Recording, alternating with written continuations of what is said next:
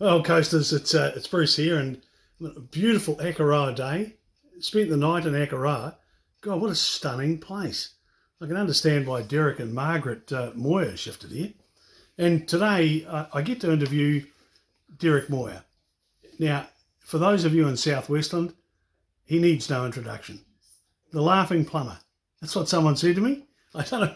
Dereck, thanks so much for for joining us here today. Not a problem. Sharing just a fraction of your life with coasters, and of course, actually the way you're looking, you've probably got another 20 to go.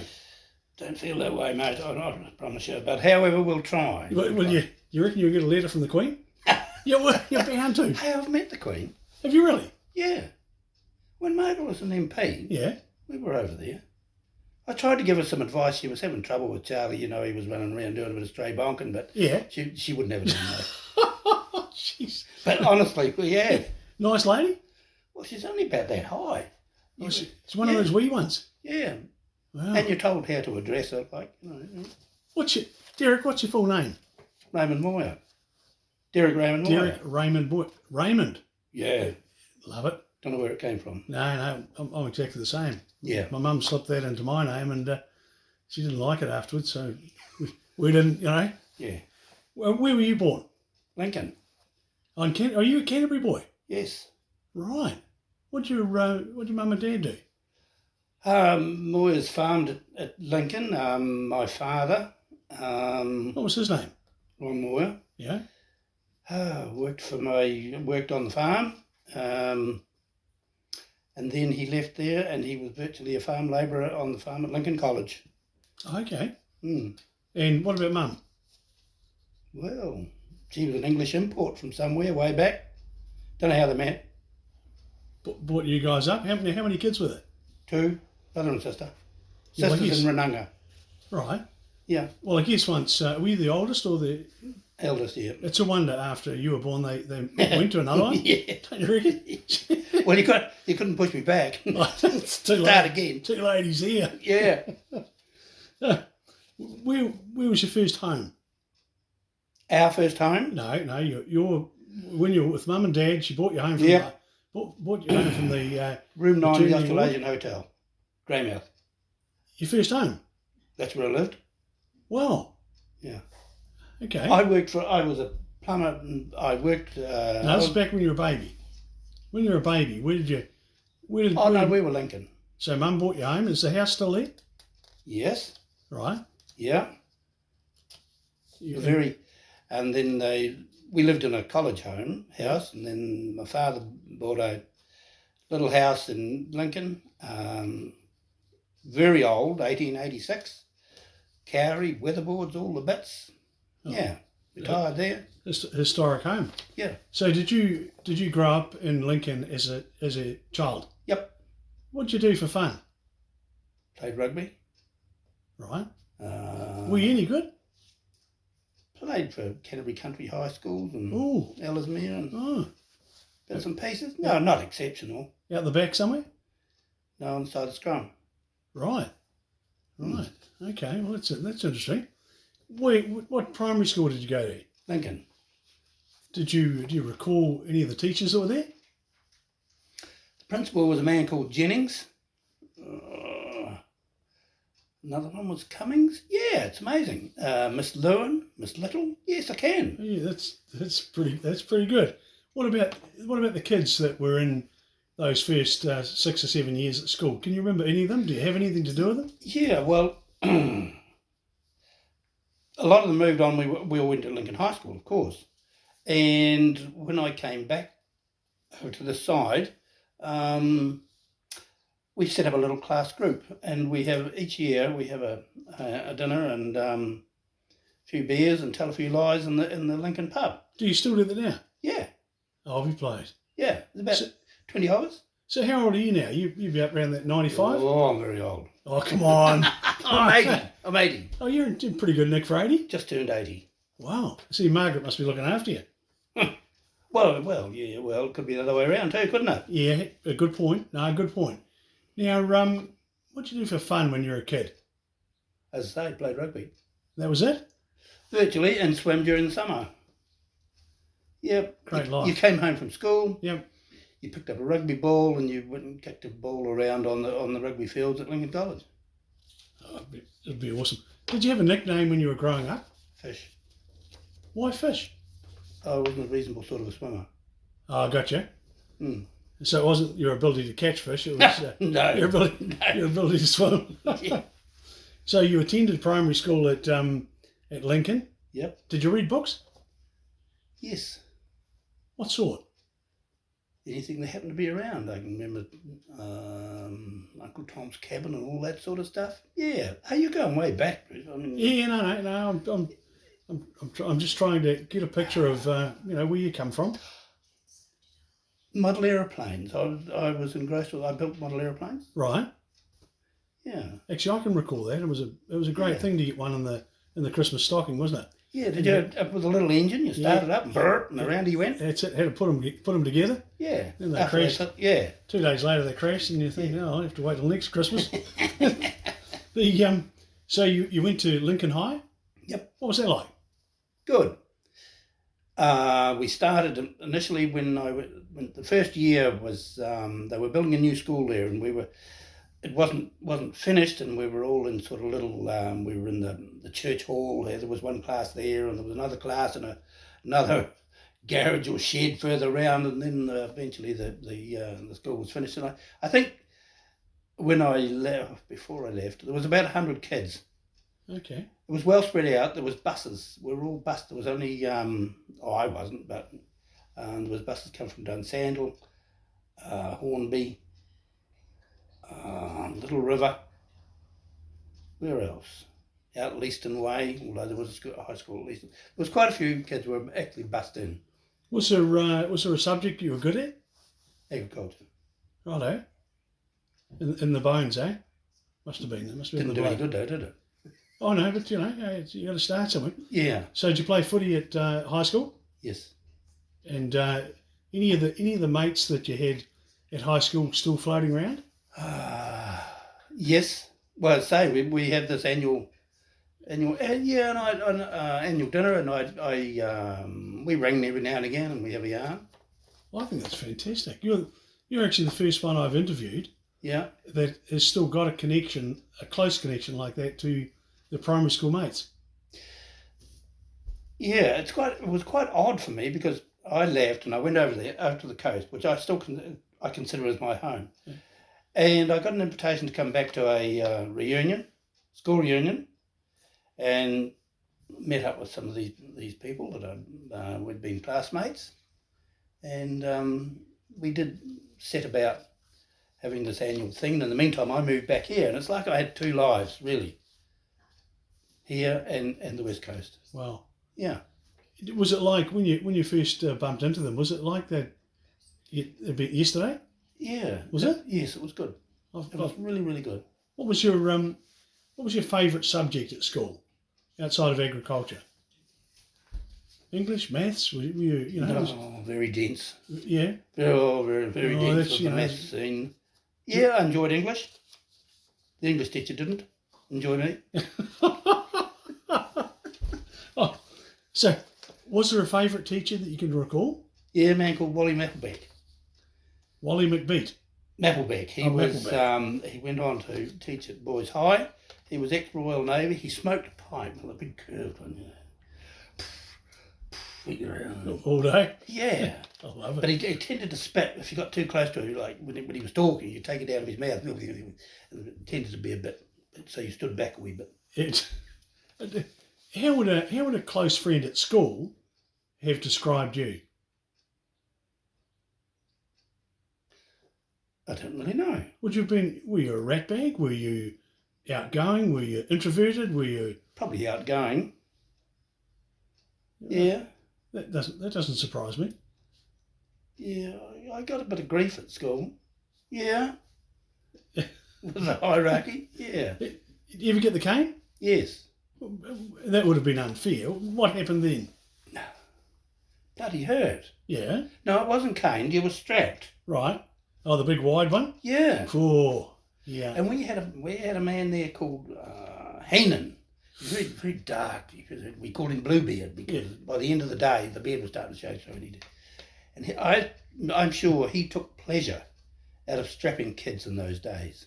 You know, a 13-year-old kid hanging his hand out there and getting belted. It wasn't funny, was it? No, I remember it well, and it was most unfair though. It was always somebody who got me into trouble. Were you the same? No. Oh, I understand that.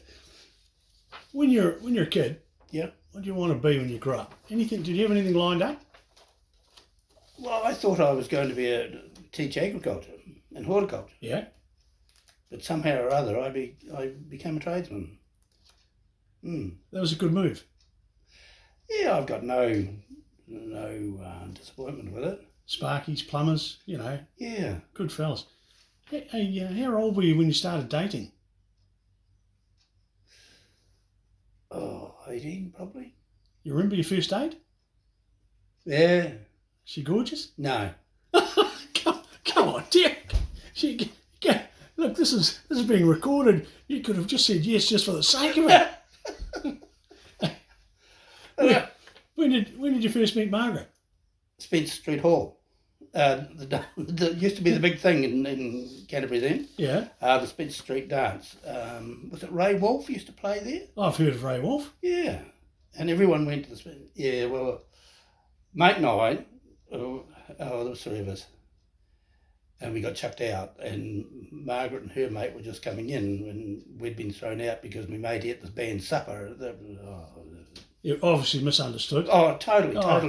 somehow or other, Gotcha. we connected there, and then away we went. Was it love at first sight across the hall? No. No, it wasn't like that? No. Right. So what happened next? Did she ring you up and say, "Oh, Dereck, you handsome looking critter"? I don't really know. No, that part, no, I can't tell you. Okay, look, that's fair enough.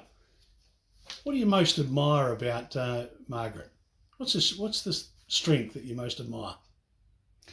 She's got a lot of strength. Her ability to achieve, that's what I admire with her. Sets a target and knocks it over. Yeah. Yeah, that's I can understand that. How long have you been married? 50-something years, I think. 58 years. 58 years. I think so. I would have said that's one of her greatest strengths. Don't you reckon? Oh, I mean that's pretty good. How many kids did you have together? 2. Yeah. And what are 2 boys, 2 girls? Boy and girl. What do they do now? What does the boy do? Oh, makes money. He lives at Tap and he's involved in the logging industry. That was, ever since he was a little boy in Franz Joseph, that was all he wanted to do, was be in the bush and da-da-da. He's progressed from being a little boy in the bush to a big wheeler dealer in the logging industry. He's certainly one of the major ones in the South Island, that's for real. They are, yeah. And what about your daughter? Horses. She had a little horse when she was quite young, 5, 6, something like that, over there in France. She came over here to Christchurch. She thought she was going to be a jockey, but she was far too big, and became involved in the racing industry. Yeah. And then she went overseas. She was overseas for 4 or 5 years, caring for horses. She was with an eventing team, and they travelled all over Europe. And then during the off season, she used to come down to the Isle of Sark in the Channel Islands. And the reason she did that is Sark has got no vehicles on it, and she drove a taxi, horse-driven taxi. Goodness me. Yeah, and so she had friends over there, and they came out here and visited. We became friends with them, so we now have friends on Guernsey. They actually live, so we visited them over in Guernsey. And what a great story. Yeah, brilliant Great story. Dereck, did you ever meet your grandparents? My grandfather, no, World War One. He, God knows, he disappeared somewhere. Yep. And so our family was raised by his brother, who was a Gallipoli veteran. Old Harry Moir was a Gallipoli veteran. Right. And the other side, yes, I've met them. Yeah, I met them. Remember them? Can you recall anything they said? No. not a lot. You'd have been pretty young though, I guess. Yeah, there was no discussion. I do recall my mother's side, my grandfather, he'd been away at the war somewhere and he had a pistol. I can remember as a little kid, had that pistol. I can't remember anything else about it. Other than that, the other brother, he would have been my step-grandfather, I suppose, who raised my father, never spoke at all about his war experience. No, Dad was the same. Yeah. They just didn't talk about it. No, they did not. Which was so. What was your first job? You know when you get thrown out of home and Dad says you better go and make a living. What'd you do? Well, I started as an apprentice at 16. Yeah. But at school, I used to work in the school holidays for my grandfather or step-grandfather. Let's say he was a farmer in Lincoln, but he was also a contractor. Hay, harvesting wheat, grains, whatnot. So I worked for him as well. So did you start an apprenticeship at 16? Yes. As a drain layer or a plumber? Plumber, heating engineer. Yep. Right. And who did you work for? A&T Birds. Oh, big company. Big company. Wow. They were all over the place, weren't they? Yes, they were.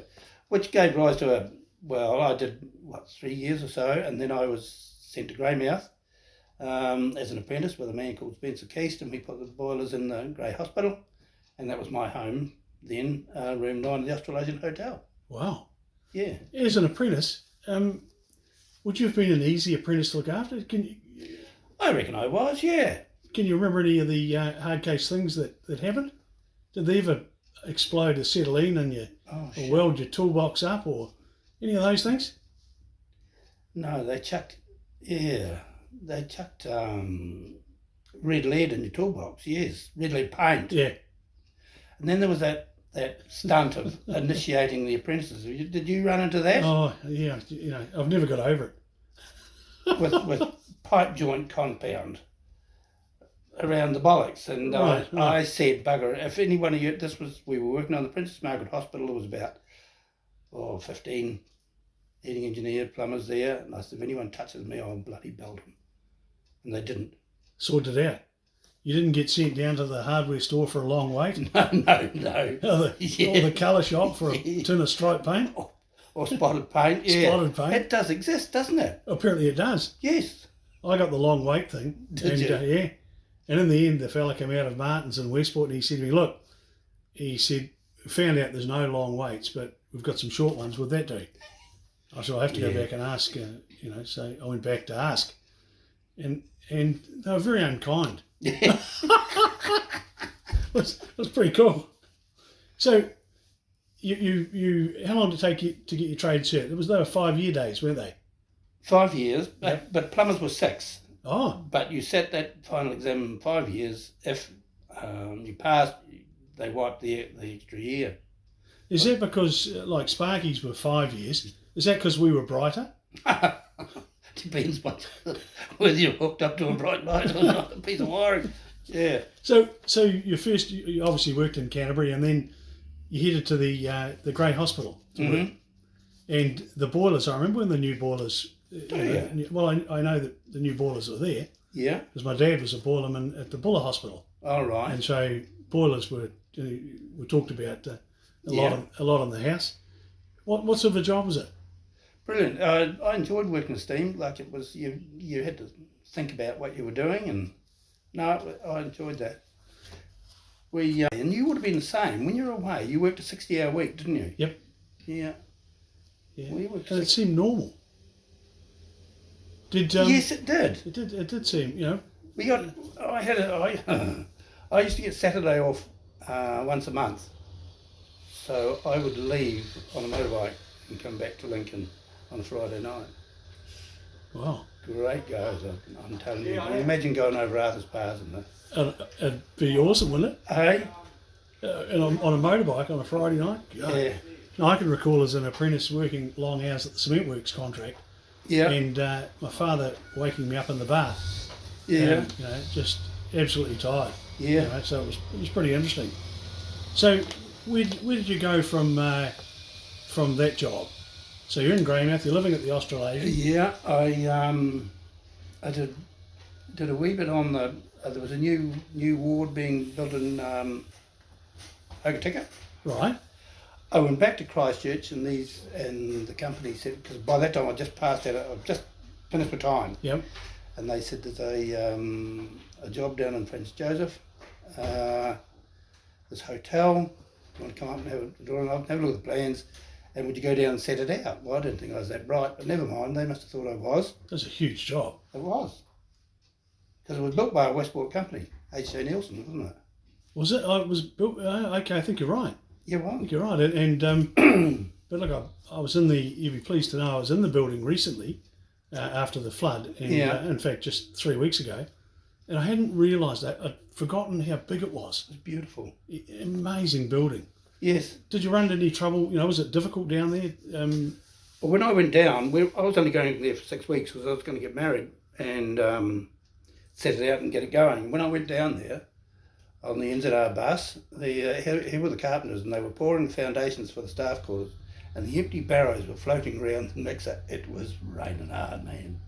She was tough going. But anyway, after the 6 weeks, the company said, well, if we supply accommodation, would you go down there and do the job? It's going to run for 9 months. So you're there with a new bride? Yeah, in a caravan, because there was no other accommodation. So a big flash caravan, I guess? No, it was a terrible thing. Was it? It can't be that bad. Now you listen to this. I pulled it round with the company truck, and I come round over the Lewis Pass, and I'm getting down towards the give a tour, and the bloody tyre went bang on the caravan. Right. It was a big, horrible, heavy big thing, and I couldn't get a jack underneath it to get the wheel off and go and take it away and go and get a new tyre on. So I dug a hole. I scratched a hole in the road, a big hole, and took the wheel off this bloody thing. Tore away, got one. We eventually got down to Friends, went back to Christchurch, came back, and it was raining. And the thing leaked, and it was all full of water and terrible. Mrs. said, I've had enough. I'm going back to Canterbury. We couldn't because there was a slip on the road. Well, I'm going to ring them and tell them. Couldn't because the telephone was out. Oh, I love it. Hey, the stars all lined up, didn't they? Yeah, so there we were. Yeah. 2 days later, the rain stopped, and it was just beautiful. And life was good. Yeah. So that would have taken more than 6 weeks, that job. Was it? I set it out, and then I went back and finished it, and it took 2.5 years. Yeah. And then I was supposed to go to the Hermitage and do the new wing there, and by that time I'd been away living in temporary accommodation for a long time. 6 years. So it was bugger it. Stay here. Did. So what did you do? You Set up in business and tour up and down the province. you meet any unusual fellas on the coast? I mean, It was full of, they're characters, aren't they? it was full of unusual fellas. And the fear that, of course, when you got into South Westland, as a plumber, you'd never get out of there. You'd go down, and everyone would want the next job done. Mm. I used to spend about 6 months of the year in the Fox Hotel With Mary. with Mary doing the work in there. Yeah. It was phenomenal. Mary and I were great mates. Yeah, she was a good lady. Yeah, work. My God, she could work. She was all she was a bit like a Bikeko. She was all varicose veins and sinews, wasn't she? She's a great woman. Yeah, look, I recall rewiring the main pub, and with Brucey Davidson and a couple of others, Yep. and it was best job I think I've ever been Yeah. on. We got fed like you wouldn't believe, Yeah, and she was she was just a dynamo. yeah, So who else did you ever meet? Any of the Nolans? yes. Which ones did you meet? I played rugby against Morris. Patrick, I met him in latter years through game recovery. Now Morris, being a Catholic boy, he'd be a dirty bugger, wouldn't he?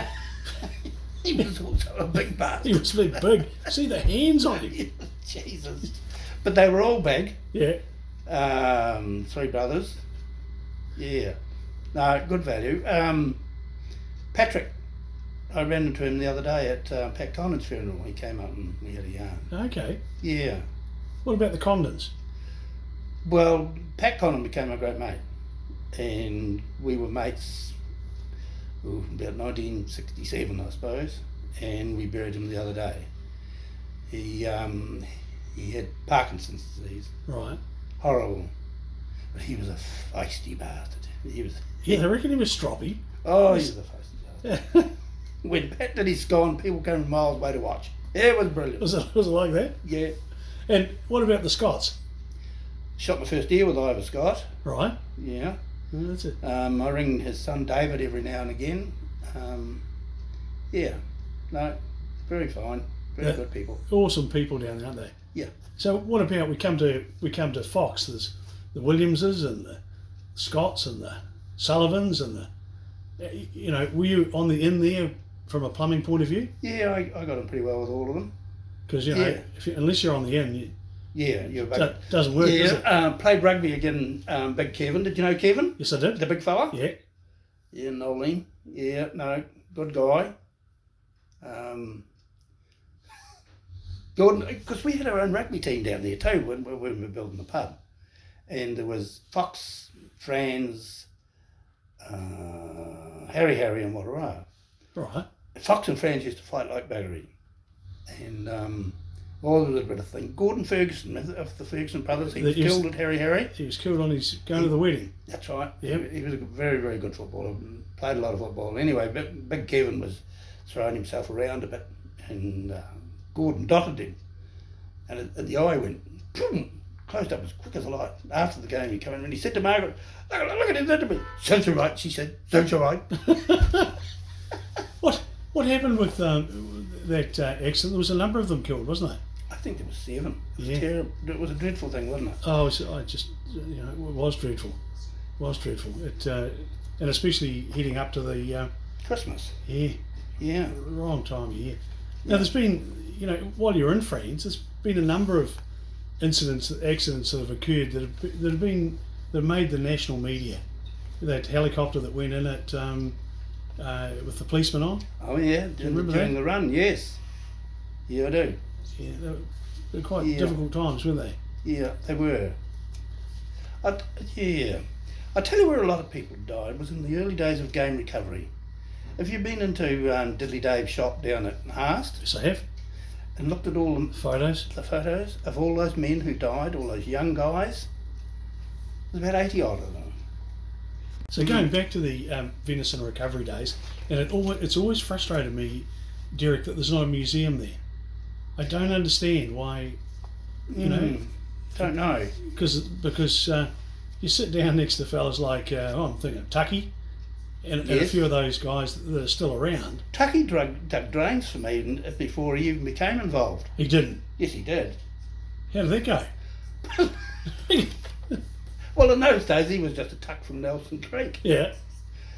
And he was hanging around down at Ron Connell's down there at Manukau, and he was putting up those bit of motels, and I was doing the plumbing. He says, I've got a guy, a labourer here who'll do the digging for you. And along came Tucky. But I don't know, he doesn't like to remember those sort of days. Oh, he's got to. And so he ended up flying the 500s and whatever, and he's still in one piece. Yep. So it kind of tells you something. I think he's back in Southwestern now.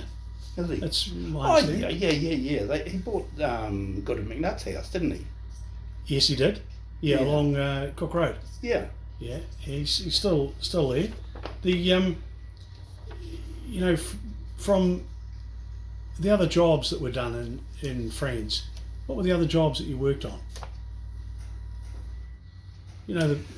Well, it was all flat out because we were building towards the road opening in 1965. Yep. And everyone was building motels. So I was all over the place, sleeping on the side of the road, carrying on like a bloody idiot. And that all, I'll tell you what, and that all crashed because 18 months of it, and I wound up in, what's it called, in the Hanma Hospital.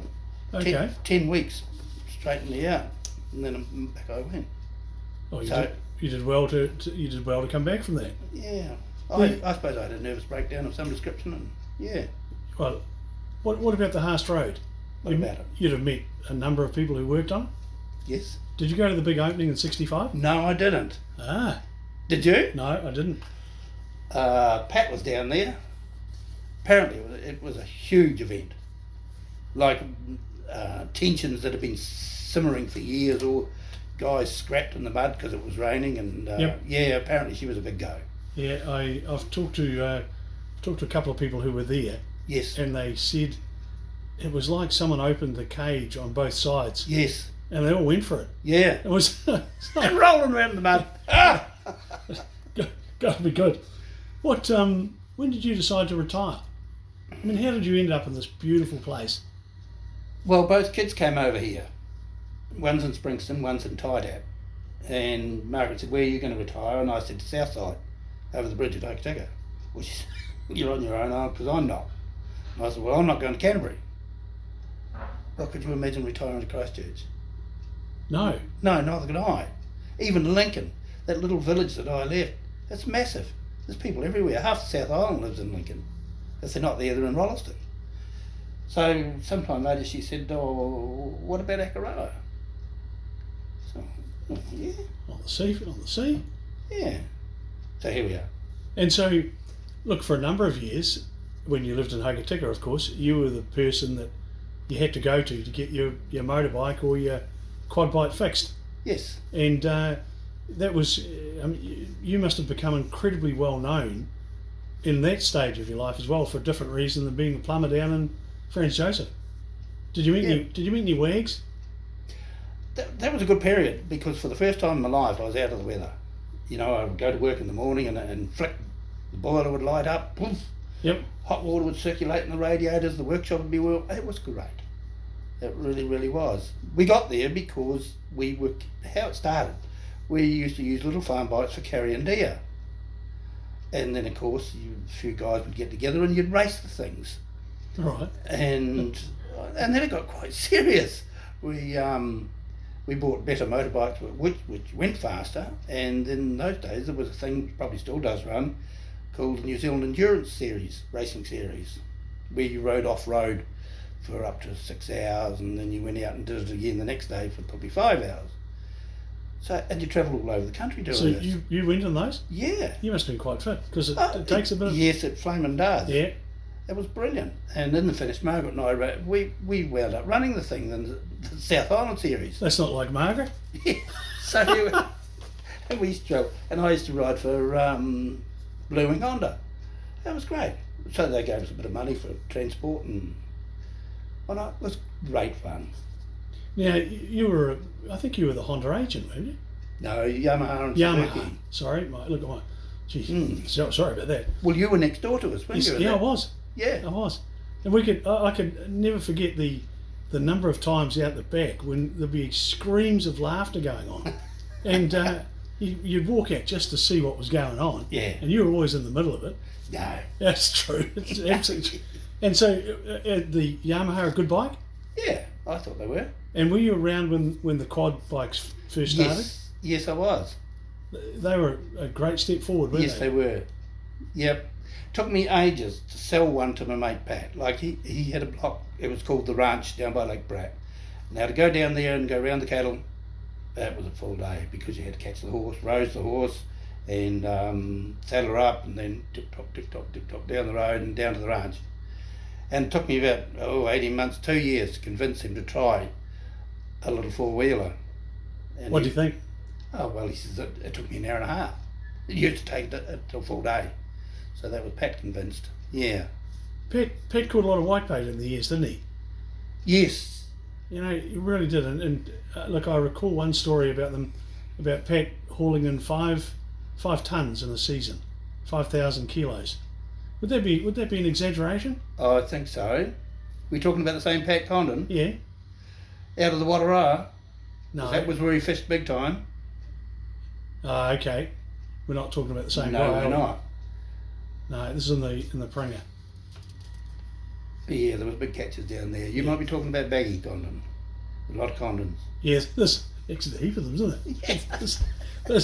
And so with the quad bikes, Yep. Was that the main product line when you decided to call it quits?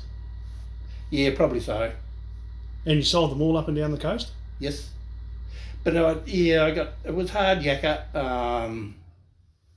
The dairy company, because they started selling them. Yep. Because they weren't registered, so they could legally sell them, and then cockies would get a bike off the retail arm of the dairy company, Yeah. and pay for it out of the milk check at the end of the year. Well, left us up in the air a bit. It was retail changed, didn't it? Yes, it did. It got a lot harder, and Yep. you know the Repcos come along, and the da da da da. Yep. But so did you own the building? Yes, I did. And who did you sell to? Who's Matt Ryder? and Or where's did he lease it? No, Matt Ryder bought it. where's the location now? When I look at it, it's not on Jonesy's site that he's developing there. Could well be. It's about Close, opposite. wouldn't it? It would, yeah. Patrick Nolan bought all of that. He bought the shop and the Yep. finish. Yep. And so did he sell all of that to Jonesy? Well, Jonesy ended up from the corner Yeah. right back to The shop you were in. I know, and that one as well. That's all been pulled down, and there's shopping complex being built there at the moment, along with high-rise apartments. Oh, really? Yeah. Bloody hell. Welcome to the capital. Yeah, Jones, he's a good man. He's Yes, he is. there's one thing about him. Dereck, I get these phone calls from him, and it starts off with 6 Fs before he's finished, Yeah. and la la la la la, and quite often I get to the end and think, geez, imagine what he must be like to work for. But of course, he's brilliant to work for. Yeah. And I've got a couple of messages that he's left on my phone, where if I'm feeling a bit down, I just replay the Flick 'em up. messages, and I realise what a great life I've got. Yeah. What do you what's the most important invention that you've seen that's changed the world?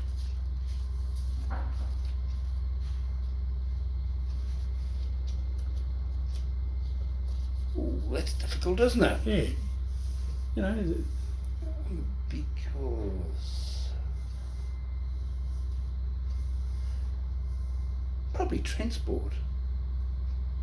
When you think about it, we can fly all over the world. We can relocate ourselves. We can go to the coast in 4 hours from here. Yep. I would say the modernisation of transport is one of the more profound things that have occurred in the latter years. You had a few cars in your life? Pushed a few in the dump. Yeah. What was your first one? A 1934 Singer. What was a Singer? It was a little British car. Right. Went in the dump. I had an Austin 12.4, 1928. Taught Margaret to drive in it. Yeah. Had a gate change gearbox. Crashed it. You had to crash it. You slid it around and slid it into slots. Yeah. She learned to drive in that. Then I had a Model A which was fully restored, and we went on our 1928 Model A. Went on our honeymoon in the North Island. We towed a caravan around with it. With the Model A? Yeah. So they'd actually, clearly they must have. Good machine for towing. Yeah, it was quite a powerful car. What was next? Were you a Ford man or a Commodore man or a... No, I had a Austin Westminster, A95 Westminster. That was a nice car. Yeah, they were the wood grain dash. Yes. Yeah, beautiful car, weren't they? Yeah. Now, one line road. You lived out there for quite a while. Yes, I did. Now you had some very illustrious neighbours. Yes, I did. Doug Cook and Cookie on the other side. Russell and it appeared to me that it was an area that you were almost out of place in, or were you in place? No, it was good. It was pretty enjoyable out there. It really was. That long straight road. I'll tell you what. If things were miserable in the motorbike shop, I would take a road bike off the floor and I'd howl up that bloody road at 100 miles an hour. Just to keep things moving. Yeah. Did you ever have a beer at the Greyhound Hotel? Yes. What was that like? I've heard so many stories about it. Very rustic. Was it? Yeah. And who was the publican when you were Henderson initially. Ed? And then Boss Hogg. What was Boss Hogg's name? Don't know. I never knew him as Boss Hogg. Webster. Okay. Were you there the night that there was a fella called Gordon Thompson used to drink there? Remember Gordon? He had a blue truck. No. Well, he pulled up there one night, and Durham Havel was telling me. He said Boss Hogg had to throw him out because he's been a nuisance. Threw him outside. So he had an anvil on the back, and he's a big, powerful man. And he threw the anvil through the window of the pub. But he forgot to disconnect his dog from the anvil. Oh, God. So the dog come through as well. Everyone just everyone just carried on drinking their beer. Yeah. It was. Do you remember when it burned down? Yes, I do. I saw it. I watched it because our kitchen window looked straight up there. Big fire? Yeah. Yeah. What about the 3 Mile sawmill? Initially I thought that was the Southern Lights, the aurora. I could see this light in the sky, and no, it wasn't. So did you go and have a look? No, it was a Bigfoot's mill burning down, wasn't it? It was. They reckon that you could standing on the highway, you had to move away because the heat was so great. I wouldn't doubt that. So it must have been a huge fire. Yeah. So then, I guess you made that decision, which was clearly you being the boss. You'd have decided that Akaroa was the place to come to. Yeah. And so did you buy something here? We had a little house over in Woodles Road, over in Akaroa itself. Yeah. And it was just a little kitschy house, and it was okay to visit, come from Ogotika and stay a couple of nights, but to retire to it, no. And I said to the real estate lady, push it over and build a house. And she said, no. Because it was when real estate prices went sky high, and she said, I'll get you $300,000 for this. Goodness me. Which was ridiculous. Well, she didn't, but she got $270,000. So by the time we'd sold up everything all over the place, we suddenly found that we had nowhere to live. We'd sold over there, and we'd sold the little house, and there was only 2 or 3 houses in the area here for sale. We wanted a small house on a flat section in Akaroa. We wound up with this hurrah hut on the side of a hill in the Marshalls. Massive house, wonderful views. Yeah. Overlooking the place. And what quite different. What do 2 people do with all this? I mean, there's another living area down there. It's ridiculous. I guess, hey, yeah, it's good. Yeah, of course it is. Do you go fishing? Oh, yeah. I love my floundering, yeah. So it's good floundering here? Yes. You got a boat? Yes. So how often do you go out? Oh, in the flounder season, probably twice a week, something like that. What do you do? Catch one for Margaret, one for you, and come home? Yeah. No. There's people, I deal them out around the village. Oh, do you really? Yeah. Are they good? What size are they? Are they good ones? Yeah. Yep. What other fish do you catch here? After Christmas, we will get the rig come up to the harbour. They come up to, not spawn because they give live birth, but and so we put a long line out and get a few of them. Yeah. They're good eating. Yes. Used to be big red cod in the harbour here, and now people on the west coast say, oh, they're all full of worms, but these are not. I promise you, and they're quite good eating. I've always thought red cod, you chuck them away. Yeah, no. Ah. No. Do you get snapper around here? No, but I'll tell you what, there's no 2 ways about it. The atmosphere or the climate is warming up. We're getting different fish out. We'll get get the odd kingfish out the front. Wow. Yeah. Actually, that'd be fun. Yeah, I go out there with my son. He's got a large boat. Yep. And there's a patch out there. It's 15 miles off. I pray we never break down because the next stop's bloody Chile. Straight across? Yeah. And we get groper and we get terraki. So you've caught a kingfish out there? No, Glenn has. I haven't. Wow. He's had a few. Yeah. Akaroa, any whales? Yes. Yeah. We've run into a whale and calf out the front, and then we get every now and again you get the orca come up the harbour here. Oh, so you can see out the window here? Yeah. Oh, that'd be fabulous. Yeah, and they come and have a clean up with the there. Oh, and so they eat them up. Apparently so. And so you're kind of like Robin Hood of the fishing industry, really. You're out there grabbing a few flounder, dishing it round the people. Yeah. And do they bow when you leave? They must do. No, it all comes back. It all goes round in circles, doesn't it? The hay from my chooks comes from people that I give a few flounder to, so I get hay. hay for changing in the chook shed, and there's other bits and pieces. A few duck eggs comes from a lady over at Wainui, and Oh, that's a great story. Yeah, that's awesome, isn't it? yeah. Now, you're pretty well travelled. Have you ever been to a place where you went, oh, wow, overseas, wherever?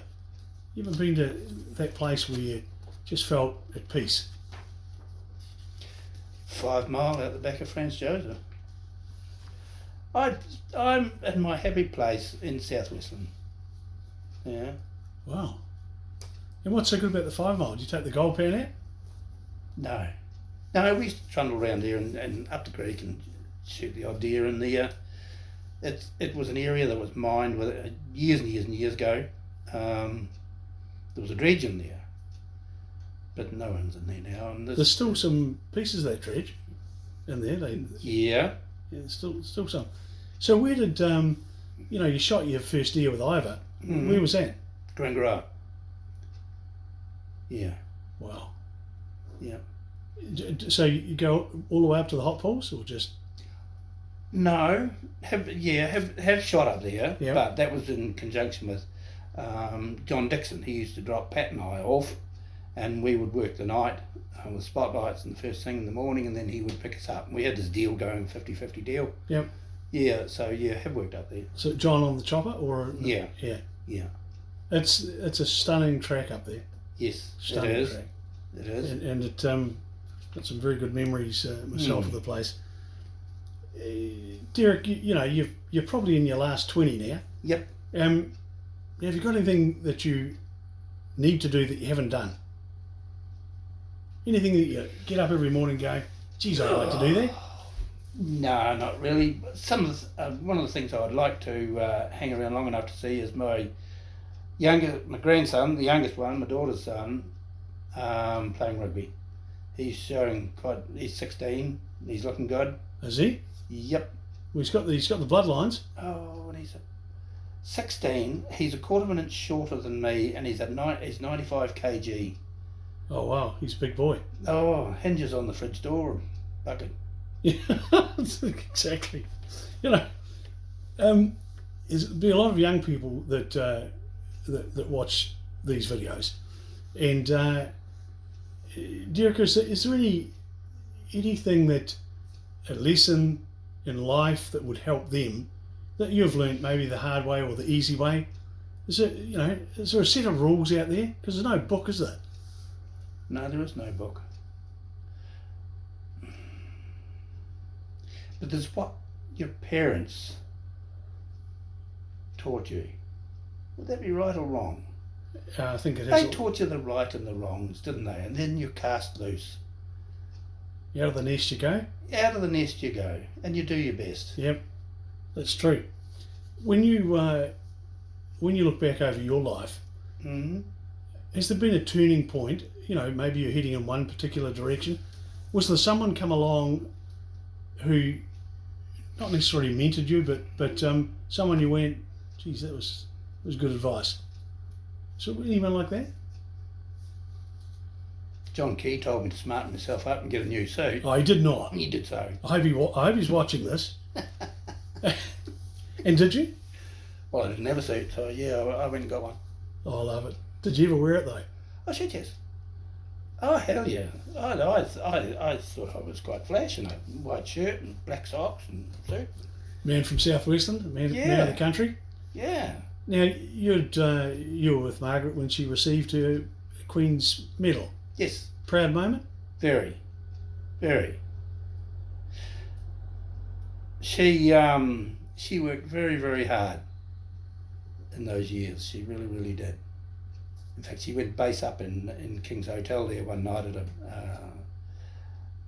meeting with New Zealand Coal and Gas and Ron Hibbs, a dinner meeting, and it was just shortage of sleep hours. That was all it was. They worked huge hours. Ron Hibbs rang me up and he says, "Oh, you better come up here." He says, "I've seen some ways of getting out without paying for your meal, but he says your missus has taken the prize." She's got her out in an ambulance trolley.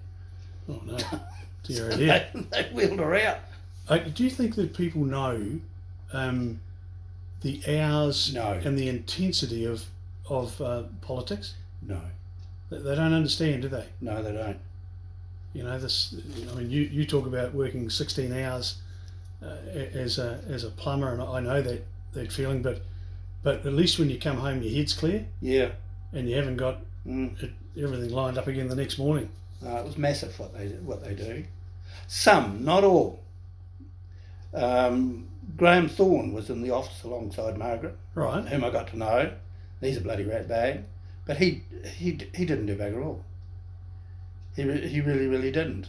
He was more because he was an adopted child, pursuing the rest of his family around the world. He didn't do jigger all.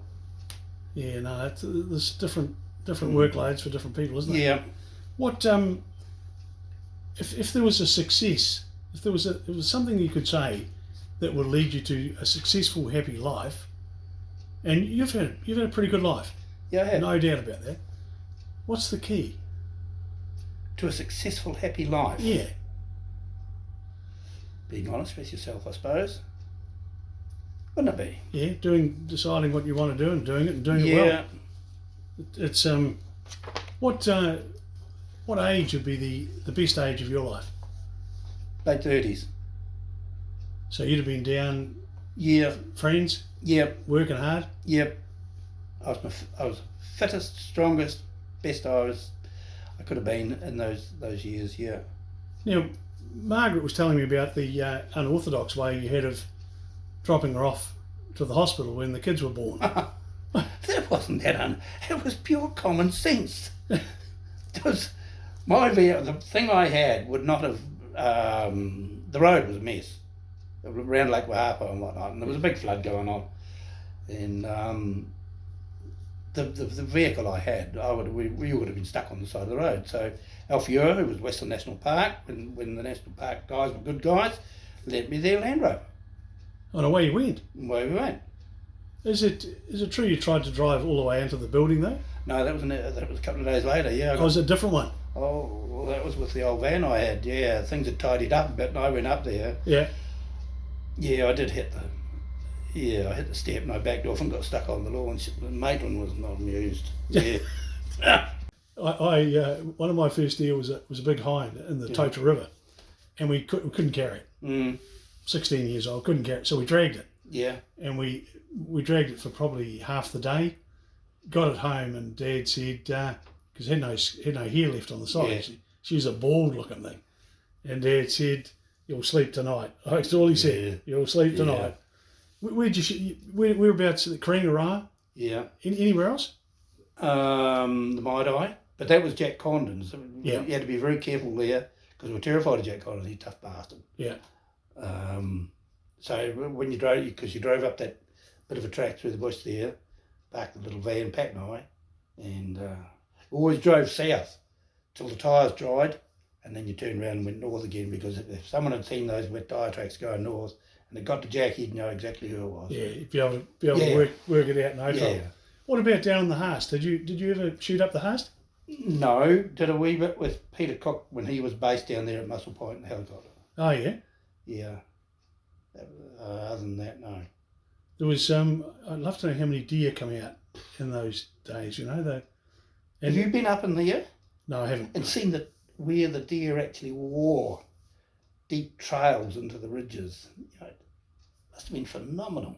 I can recall being down by your shop once in Revel Street, and I'm sure it was Paul Teen in a red ute with piles of deer on the back and one on the front with a can of beer tied to him and a fag hanging out one side, tied to the front of the ute.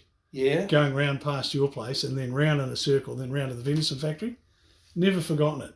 Where the venison factory was down the other end there. Down the other end. And it was the funniest thing I'd ever seen. Yeah. It was just bloody awesome. Well, who else can we talk about? Oh, don't know, but when you've gone, I'll probably think of heaps. Yeah, well, that's right. There's always another day. I'm coming back. Heaps. I'm coming back. Yeah. All right. Well, look, just start that one again, because your question was, how many big whitebait runs have you seen? Have you ever seen? I haven't seen one. I've seen it happen twice. once at Okarito and once in the Totara at Ross. But Pat and I were down, we were actually spotlighting the parkees on the way out to Okarito there. And Did you set fire to them? Oh, sure, we're not allowed to say that, are we? has been done. No, we haven't done it. We never did it. Jeff Fred used to do it. Yeah. But the white bat net was in the back of the van, and so we stuck it in the water when we got out there.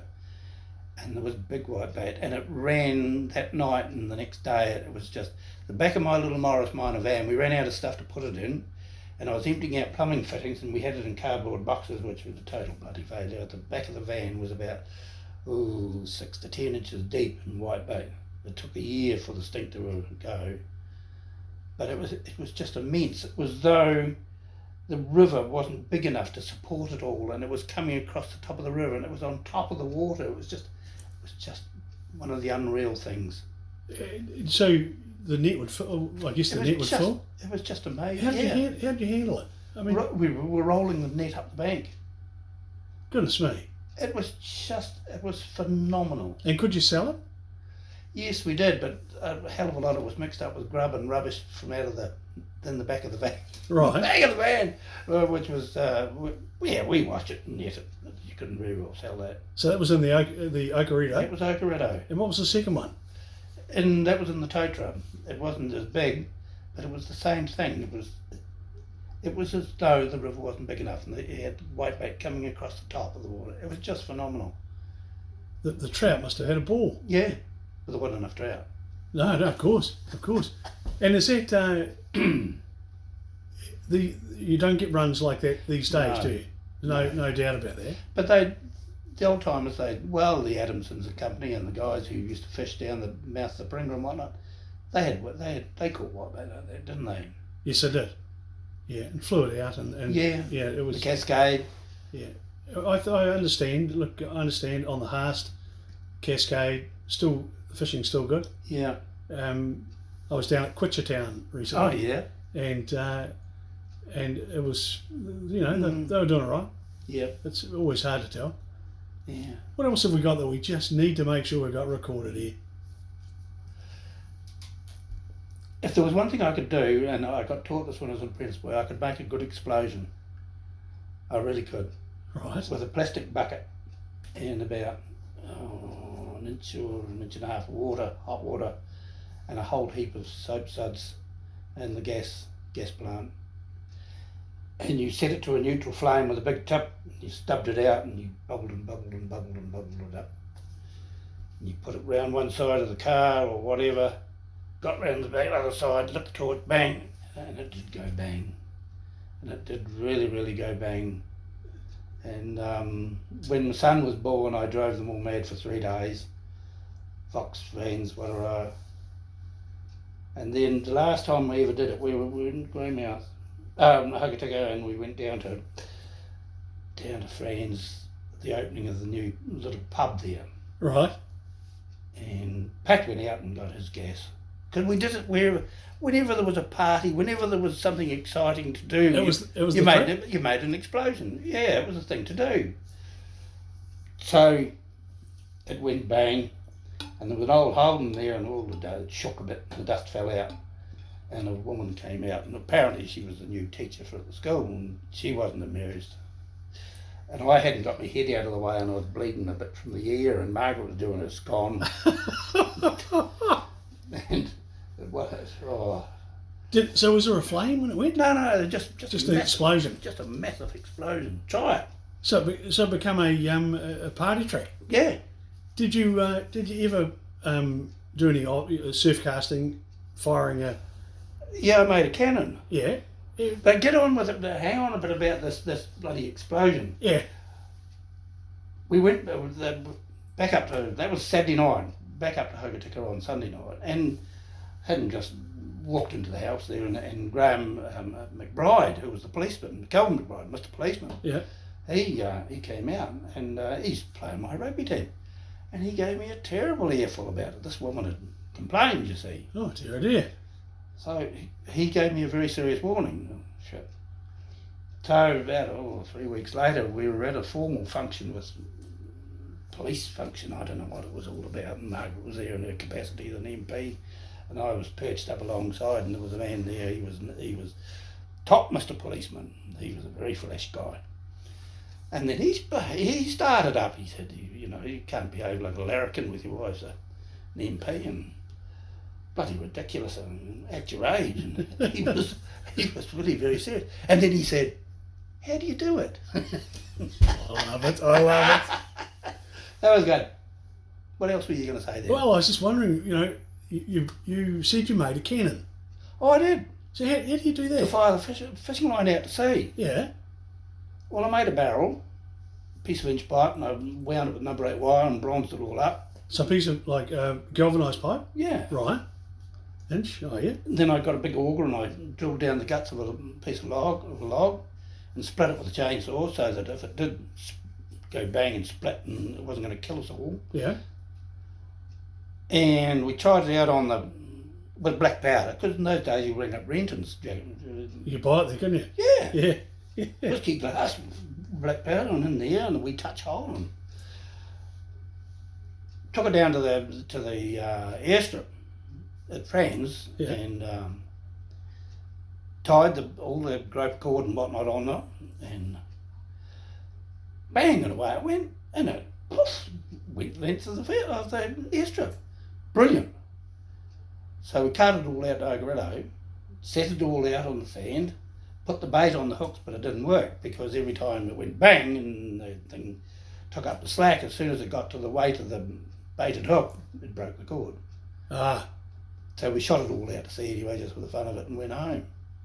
And so it Didn't never, work. It never exploded the barrel at any stage. No, it worked. I'll be blowed because I've seen them made with plastic pipe, and Oh. you put hairspray in them. Yes, Grant Grocott built one, yes. and we were sitting at work, and Grant put this thing together, and he said, "I reckon this will work." And so they put a ball bearing about this Yeah. big down, just happened to fit in the pipe, so put it in just to try it, and we all sort of stood back and thought this is just going to explode, but it went bang. It shot an inch hole through the door, through the screen of one of the TVs, and out the other side. I mean, if there'd been anyone there, we'd had a hole in us. You know, if we'd been in the way. Yeah. They were those types of things. They kind of frown on them now, don't they? Yeah, no sense of humour. No, I think you're right. Yeah. What about oxyacetylene? Did you ever have fun with that? Yeah, well, that was the basis of my bucket bomb. Yeah. Yeah. So it was it a plastic bucket or a Plastic metal? bucket. We went on one New Year. No, I don't know what it was. We went on tour with the gas and a heap of buckets and a heap of hot water and thermoses and whatnot. Yeah. Pat and I, there was a few cars, and the woman came with us, and we went to Nuclear Lizards. They'd just bought Bill Condon's place, so we welcomed them to the area. Yeah. 1 o'clock in the morning. We went to Dereck Moir's, and he said, there was a new National Park guy, and Dave, someone or other, had moved in over at Dougherty's Creek. He said, why don't you go and welcome him to the place? Oh, that's a good idea. Oh, yeah. So by that time we'd run out of hot water. But anyway, we had enough spare bucket and some soap. So I'd soak the pat bead in the bucket, and we had a bit of liquid there to froth her up with. Yeah. And the back porch was back off the door was back off the wall, if you know what I mean. Yeah. So we put it in there and we reached around. Oh, so inside the Yeah, and boom, she went. And around the corner we went to the bedroom window, and it was those sash windows, and flicked the sash window and up, and Fagan, he thought he was going to get in there, and I was standing right behind him. He got halfway through there, and this terrible big woman gave him a terrible earful. He fell out the window, and we all fell over, and we squashed his new plants in the garden, and then we all went home. Ralph's a good fella, isn't he? Yeah. You know, him and Lynn were a Yeah. big part of the Friends community down there. Yep. You know, they. Yeah. He was Ralph Warburton's, wasn't it? Do you remember Ralph Warburton? He was the photographer. No. The tour buses used to pull up, and they'd have a guide from the hotel, and they'd pick up Ralph, and then they'd go up to the glacier, and he'd take photos and come back, develop them. By the time they come back off the ice, he'd have the piggies ready for them to go. And then Fegan bought that business. Oh, is that where he started? Because Yeah. they, with the supermarket Yeah, and little photographer shop. Yep. okay. Look, I didn't Yeah. realise that. What about James Scott? You have much to do with James? No, not a lot really. I know James. Yeah. Yeah. He's kind of a recluse in his own way, isn't he? Yeah. Obviously done massive flying hours. Yeah, I remember Larry Larrabee taught him to fly, didn't he? And where we lived at that time, before we built our house, we looked down over the airstrip, and Larrabee would turn up from the Makarora and land at France. Why, I don't know. And James come over and he'd give him instruction on how to fly the aeroplane, how to fly the helicopter. Okay. He was the youngest commercial rotary winged commercial licence, wasn't he? Oh, look, I didn't know that. I think so. Wow. He wasn't very old. Because he's if you look at the venison recovery days and the like, he's out there, he's in good nick, he's still flying. Yeah. He probably flies every day. Yeah. He's amazing fella. Yeah. Who else down there? Who else can we? Pull to pieces. Yeah, exactly. What about the various policemen you had down there? Do you have any good ones? Yeah. My stag party, which was the Old Forks Hotel. Would you ever remember it before it I burned remember down? it. Yep, on the right hand side there. Yeah. And when Jeff and Maisie were there. Yeah, I was only a very young fella, but I can remember my father going in there. Well, there was a man, the policeman. What was his name? I can't remember his name. But he was a dealer, and he had a deal going with Burglar Bill Johnson down there at Haast. Right. He said, I'll give you a licence to run the Forks from Friday till Monday if you buy the crayfish for supper from me. Sounds like a good deal. So we did. And yeah, so away it went. We had a big hungy. We had a sheep. We had a half rotten pig. A Terry Toomey had had it in the back of his van for too long. And there was a deer and there was a sack of spuds and whatnot. Yeah. We had this big going. Yeah. And away we went on the Friday. Saturday night, she was all going. And if you remember the Old Forks, there was a public bar there and there was a lounge bar there, and there was sliding glass slides in between there, separate the two. We thought, we'll take all this tucker and put it in the public bar, because it'd make a terrible mess on the other side. Yeah. So we carted it all in, masses. But it didn't work. Someone in the lounge bar side says, chuck us a spud. Well, that was... Oh, that was it. Should be all on, wouldn't it? Oh, what a mess. What about where Jerry McSweeney's got the Meraki Lodge? Yes. That used to be a Ministry of Works camp, didn't it? Yeah. Do you ever recall that? Hang on. Maury Roberts. Maury Roberts, Huff Puff and Big Stuff. Yeah. What was his name? Huff Puff and Big Stuff. Right. Well, he called it Christy Puff Puff. Yeah. Yeah, no, I remember that. And so I remember that was prior to the road going through though. That was a long time back. Yeah, it was. And it was I remember reading an article actually in the museum about them being prosecuted for the Red illegal... Dog Saloon. That's it. Yeah. What a great story it was. Yeah. I mean, how the police ever even worked it out. It's a long way down there. Yeah.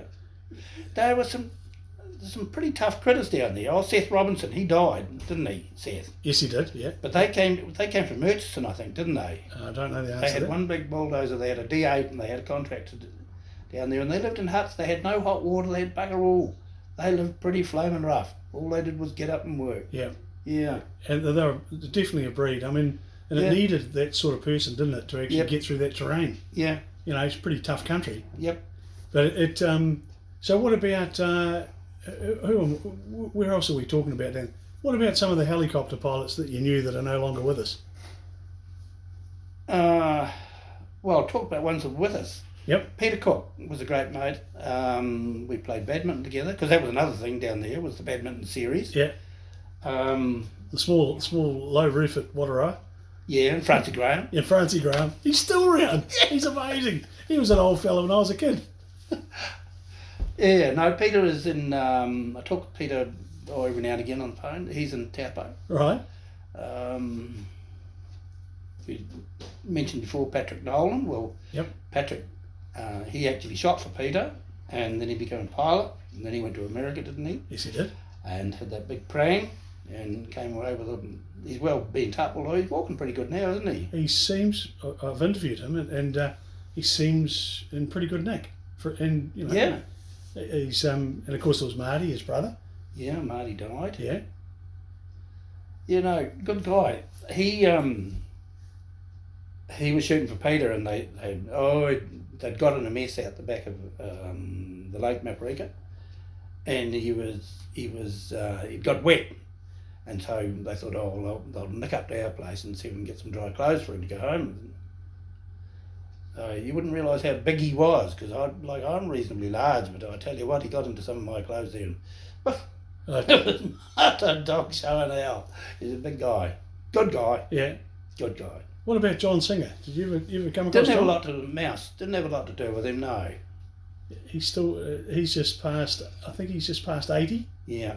and still looks pretty good nick to me. Yeah. See, by the time we shifted up to town, we were well away. We'd finished with trooping around in the night, shooting deer and whatnot. Yeah. So we'd become a bit more civilised. Do you think people will ever understand the joy of going out with a spotlight? No. They're going to miss it, aren't they? Yeah. You ever have anything exciting happening out? You know, Ron Hogland was going to shoot me and Peter. Well, that was reasonably exciting. down at Pringa there. Yeah, because we were down the Black River, which was his block. We were flogging his deer. There was no two ways about that. We were wrong. Didn't feel bad either. Yeah, well, Scary. You know, yeah. Well, like I wired those motels for Ron at Pringa there. Well, now hang on. Here's a go for you. I did the plumbing on them. Did you really? Yes, I did. We must have been there together. No, because it got round to. I did all the. This was after he caught me down the Black River, and Tony, his wife, Yeah. she rang me up, and down I went, and I piped it all out and did all the groundwork and whatnot. And then I got a call from Tony. She said, "We don't need you anymore." She said, "We've found another plumber." He was passing by on the side of the road. "We found another plumber, so if you'll render your account, we're finished here." So they had the last word. Well, fair enough. We were flogging their deer. Well, yeah. Yeah. Well, have you ever been out spotlighting at night and had a farmer in a paddock put the light back on you? We had one at Charleston. You? Yeah, I did. Yeah, he put the light back on. I thought, oh, she's in trouble here. Yeah. We did the bolt. As Never caught you? Oh no, never caught us. No. Oh, I said no. No, it was out Charleston way, and it was pretty good fun. Yeah. Fear gave you wings on the boots. But the thrill of throwing a couple of bodies on the back of the Land Rover. Money, man. And down and hanging them up, and they give you cash. It was just awesome. Oh, it was brilliant. Absolutely brilliant. Yeah. You carried your deer. Yeah. We went through a stage there for a wee while of carting inner tubes up the Karangaroo. How did that go? Well, it went damn good. It'd be bloody dangerous, wouldn't it? Yeah, well, yes, it was a wee bit. Because my mate Arthur Head, he was getting away off down the river because one got away, and there was a tourist come over the bridge, and they were tearing up the road to Scott's and said, quick, there's a man in the river, he's drowning. I said, no, it's all right. And so you'd shoot him, tie him to the tube. Yeah, we filled the gut up and tied the tube inside him. Oh, inside the deer? Yeah. Okay, and then just throw him in the river. Yeah.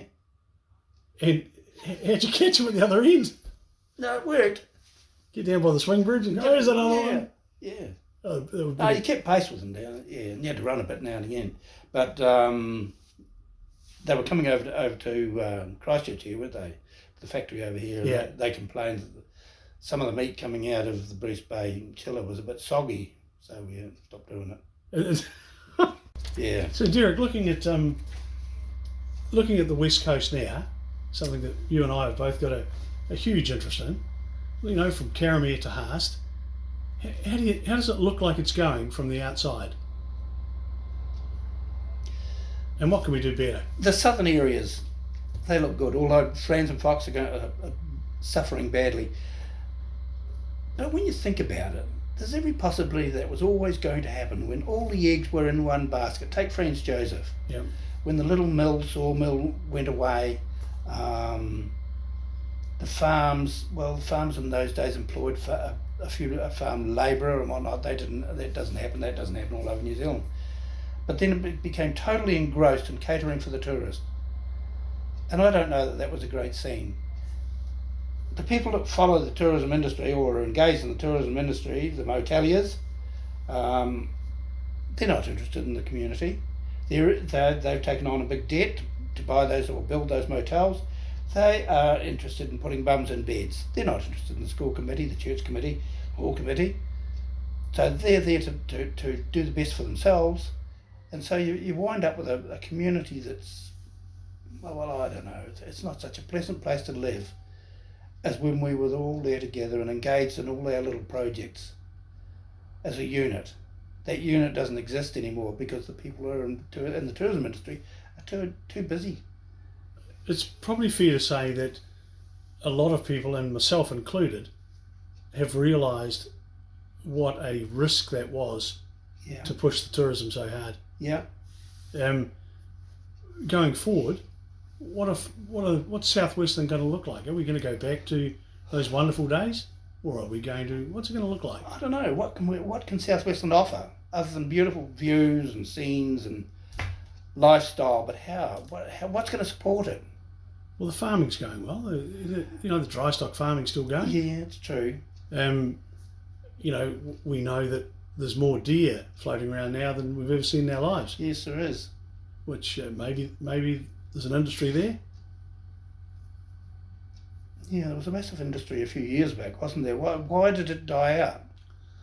Well, my recollection was that our recovery licences weren't renewed by DOC because DOC had decided that they were going to do it a different way. And I can recall Jerry McSweeney at the time saying to DOC, "Why are you doing this?" And as you know, he's a environmentalist. He said, "Why are you doing this?" He said, "Within a short period of time, you're going to have to use the DOC budget to kill the deer because they're going to get out of control." Yeah. Well, he's dead right. Yeah. Have you caught up, Dereck, with predator-free Southwestern? No. Okay. Well, the Zip have done a program between up the Perth. Oh yeah, And I've been in Perth. Yes. They've eliminated possum, every stoat, every rat. Really? They've and the rivers on both sides. Yeah. They're monitoring it, and it's all a lot of electronic wizardry up there. Mm-hmm. But they've been pretty successful. Yeah, that's great. There used to be, I know, I've been with guys doing airdrops to possum trappers who worked the Perth years ago. Yep. It's man's country, isn't it? Yeah, it's tough country. What about you may or may not have picked up? There's a company that's been working its way through a process to put a gondola up the Franz Josef Glacier. You hear it pops up every now and again, is it? Yeah. Would that be a game changer? Probably so. It's probably one of the only things I can think of. Yeah. That will be a game changer. Yeah. Because access to the glacier, the way things are going over there now, is it's hardly a permanent thing, is it? No. Access can be there one week and then gone the next. Yeah, well, I guess having one road that goes all the way through is a risk as well. It's just a risk. Did you ever spend any time in Karamea? Yes, I did. Do you like it? Yeah. It's a beautiful place, isn't it? Yeah, it's wonderful. I did a bit of work up there, yes. Okay. Where did you work up there? Oh, there was a house built up on the ridge just before you went over the bridge. Oh, on the right-hand side there? Yeah. Beautiful big two-storey wooden house with, a very wealthy man from the North Island built it. And I don't know quite how I got there, but I did. And I spent quite a bit of time up there, and then you did a wee bit of work for the locals. Stayed in the motor camp. Would have been awesome. Yeah, I had a little flounder net, and because the motor camp's right alongside the lagoon, isn't it? Yeah. And low tide, I'd pull my flounder net out and keep 2 or 3. That was my tucker for the day, and yeah, it was good. Have you and Margaret been to the little Wanganui Hotel in recent years? No. Their toilets are like going into the Ritz. There are chandeliers. Oh, really? There are these magnificent big paint photos on the wall. Yeah. And people are going from Canterbury and Nelson to visit the toilet at Little Wanganui. which is pretty fantastic. What about Westport?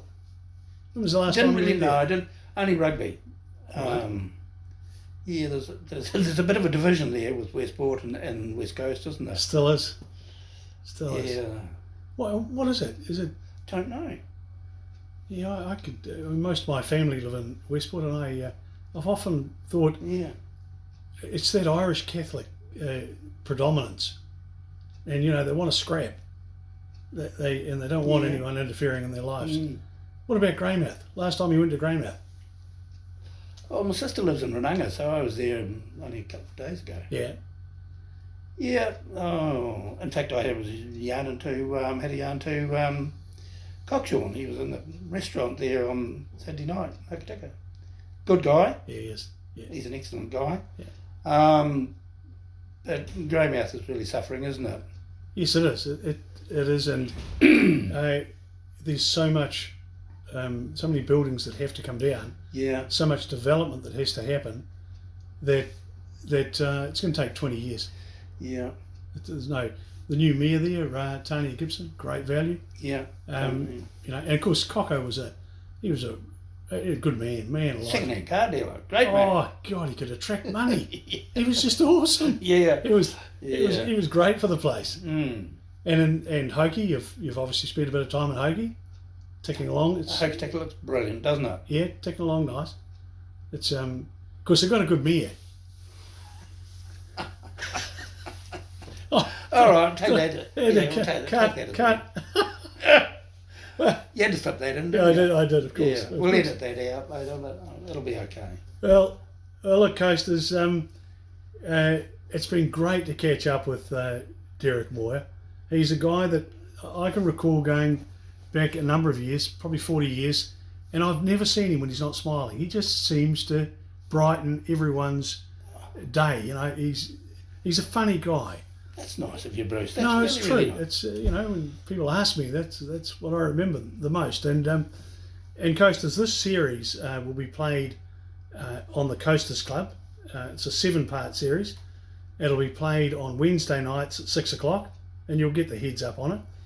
A full copy of the interview, Coasters, will be in the Hokitika Museum if you ever want to access it, or you could go onto our YouTube channel and you'll be able to access it there. So, and Dereck, I'll send you over a memory stick. Thanks, mate. With the full interview on it. Yeah. And you can share it with the kids and the grandkids, and because what happens, the grandkids will go, wonder what Pop did. What did he do? Yeah. He's sitting there going fishing. Yeah. But thank you so much for taking the time to allow me to share your story with Coasters. It's really appreciated. You got me thinking now. There's miles of it that could be told, isn't there? We should be telling it. We have time. How many big whitebait runs have you seen? I've seen 2.